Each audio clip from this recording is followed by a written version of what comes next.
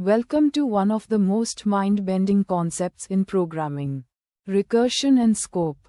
Imagine a function that calls itself to solve problems by breaking them into smaller, identical pieces. Combined with understanding how variables are accessed and modified across different function calls, you'll unlock powerful problem-solving techniques. From calculating factorials to traversing complex data structures, recursion is like having a magic mirror that reflects solutions within solutions. Let's dive into this fascinating world where functions meet themselves. Recursion is when a function calls itself to solve a problem. It's like looking into a mirror that reflects another mirror. Each reflection gets smaller until you can't see anymore. In programming, this stopping point is crucial for recursion to work. Just like these mirrors create infinite reflections, recursive functions create layers of function calls.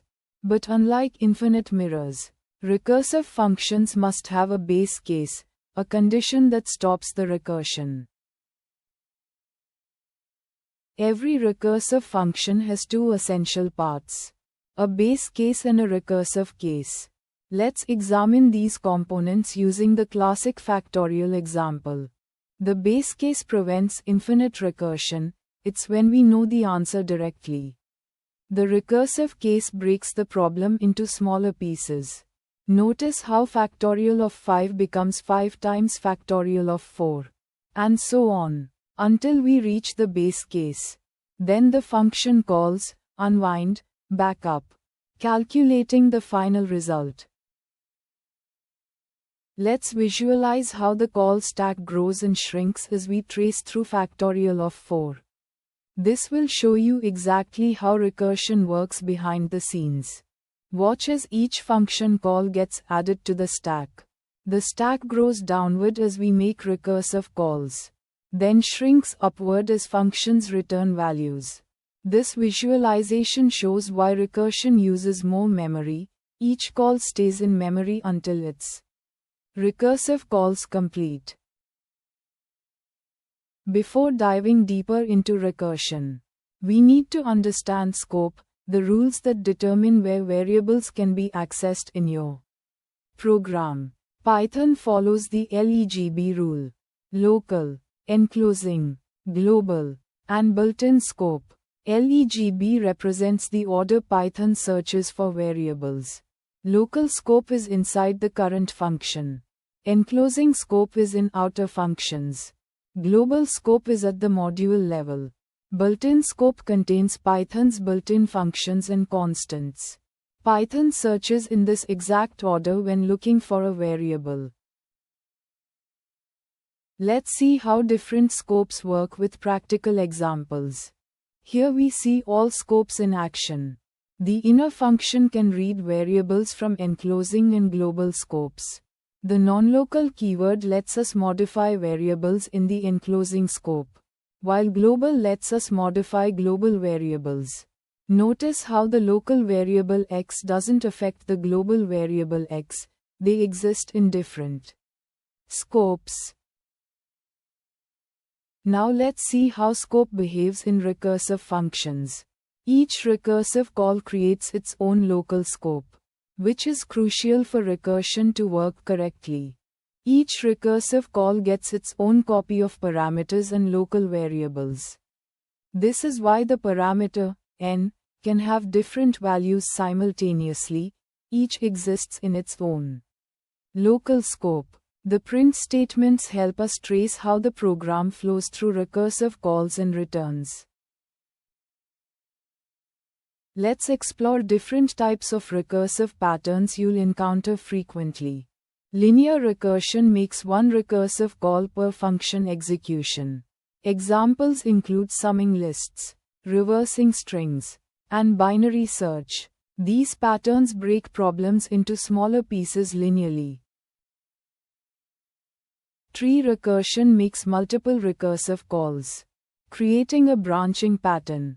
Fibonacci is the classic example. Though inefficient, Tower of Hanoi and permutation generation showcase the power of tree recursion for complex problems. Let's create a detailed visualization of how Fibonacci recursion works, showing the call tree and how values bubble up. Here's the call tree for Fibonacci of 4. Each box represents a function call. Notice how Fibonacci of 2 is calculated multiple times. This shows why simple recursive Fibonacci is inefficient. The tree grows exponentially, but memoization can solve this problem. When should you use recursion versus iteration? Let's compare both approaches to understand their trade-offs. Here we see the key differences. Recursive factorial is elegant but uses more memory due to function call overhead. Iterative approaches often use less memory and avoid stack overflow issues. However, recursion shines for naturally recursive problems like tree traversal, where the iterative solution would be much more complex. Memoization transforms inefficient recursive solutions into efficient ones by caching previously computed results. Let's see how it dramatically improves performance. Memoization changes Fibonacci from exponential to linear time complexity. We can implement it manually with a dictionary cache. Use Python's LRU_cache decorator. Or create a class-based approach. The key insight is storing results to avoid recalculating the same values multiple times. Let's explore practical applications where recursion provides elegant solutions to complex problems. File system traversal is naturally recursive since directories can contain subdirectories. Our recursive function processes each file and recursively explores subdirectories. This pattern works for finding files, calculating directory sizes, or any tree-like operation. Tree structures are perfect for recursion. Tree traversal, height calculation, and searching all use recursive patterns. Each recursive call processes one node and recursively handles its children. JSON parsing is another great example where nested structures require recursive processing. Recursion can be tricky. Let's explore common mistakes and learn debugging techniques to master recursive programming. The most common pitfalls are missing base cases, incorrect base cases that are never reached, and not making progress toward the base case. Stack overflow occurs when recursion goes too deep. Debug recursive functions by adding print statements to trace execution flow, indent them by recursion depth to visualize the call stack clearly. Closures are functions that remember variables from their enclosing scope, even after the outer function has finished executing. Here, each closure captures its own copy of the variable factor, allowing double and triple to behave independently. A common pitfall occurs when using closures inside loops. All closures may capture the final loop variable value. In this example, every closure uses the last value of I, which is 2. The result is the same output for all calls. We can fix this in two ways: using default arguments, or using a closure creator function that takes the loop variable as a parameter. Default arguments capture the current value immediately. Alternatively, a closure factory function ensures each function gets its own independent variable binding. Finally, let's see how global and non-local keywords work with recursion.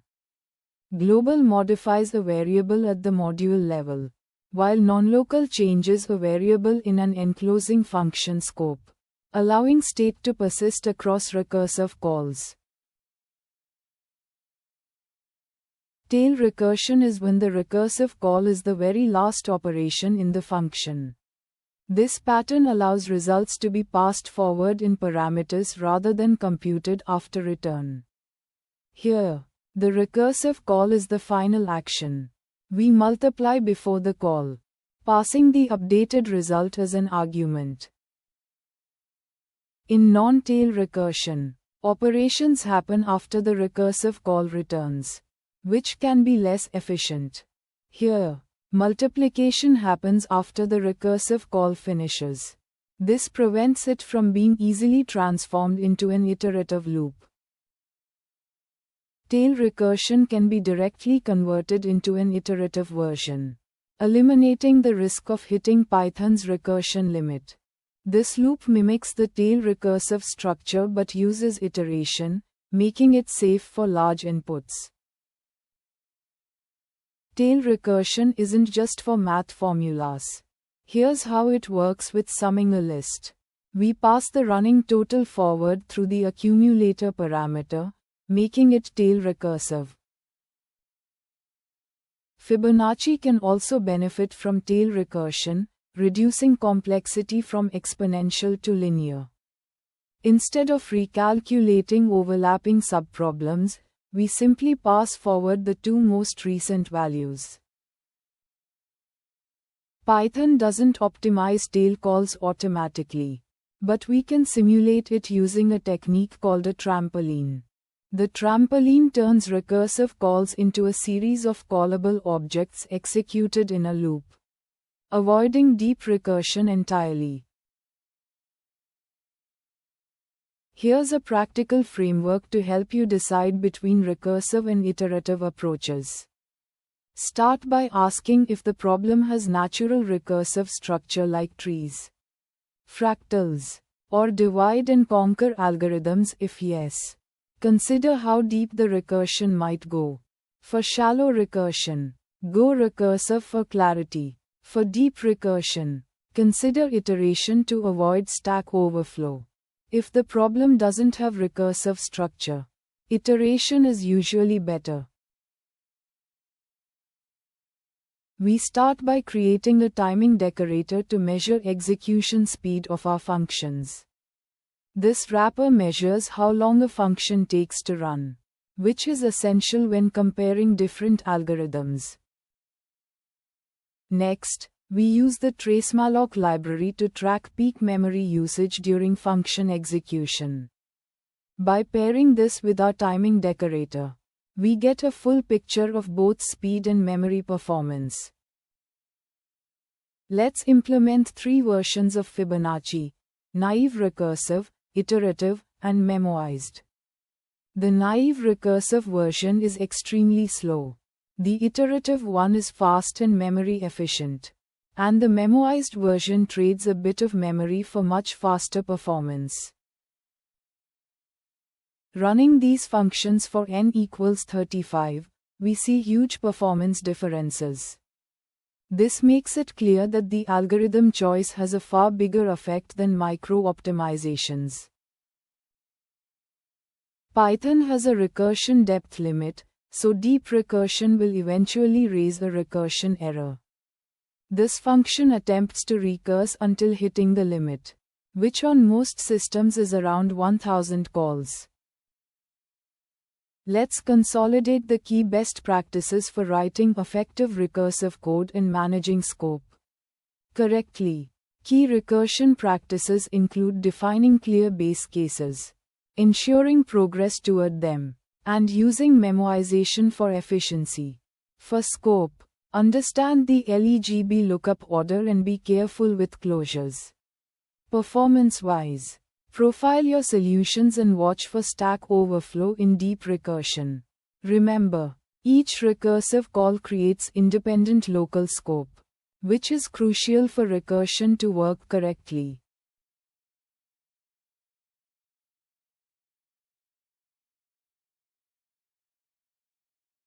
Let's create a final visualization that brings together recursion and scope concepts. Recursion and scope work together beautifully. Each recursive call creates its own local scope with independent variables. The call stack manages these scopes. And Python's LEGB rule determines variable access. Understanding both concepts together gives you the power to write elegant, efficient recursive solutions. Congratulations! You've mastered recursion and scope, two of the most powerful concepts in programming. Recursion teaches us to think about problems differently, breaking them into smaller, identical pieces. Scope gives us the tools to manage variable visibility and lifetime across function calls. Together, they enable elegant solutions to complex problems. Remember, every complex problem can be broken into simpler pieces. Think recursively, code elegantly, and solve powerfully. Thank you for joining this deep dive into recursion and scope. You now understand how functions can call themselves, how scope rules govern variable access, and how these concepts work together. Practice with tree problems, file system operations, and mathematical sequences. Challenge yourself with different recursive patterns. Most importantly, remember that recursion is not just a programming technique, it's a way of thinking that can help you solve problems in all areas of life. Keep recursing, keep learning, and keep building amazing things.